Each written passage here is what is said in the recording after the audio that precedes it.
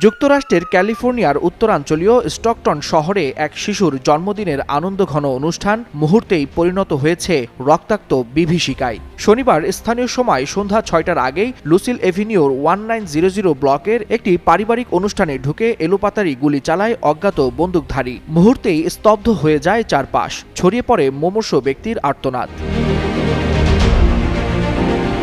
স্টকটনের উপমেয়র Jason লি সামাজিক যোগাযোগ মাধ্যমে জানান, পারিবারিক এই ছোট্ট জমায়েতে কিভাবে এমন ভয়াবহ ঘটনা ঘটল তা জানতে তিনি স্থানীয় কর্মী ও জননিরাপত্তা কর্মকর্তাদের সঙ্গে যোগাযোগ করছেন। স্কিন শুষ্ক রুক্ষ হয়ে যাবে বলে কি বাইরে যাবে না? জাস্ট 1 2 3 4 করো, স্কিনটাকে রিভাইভ করো। শিশুদের হাসি খুশির জন্মদিনের আয়োজনে এমন হামলা সাম্প্রতিক সময়ে শহরের সবচেয়ে মর্মান্তিক ঘটনার একটি বলে উল্লেখ করেন তিনি।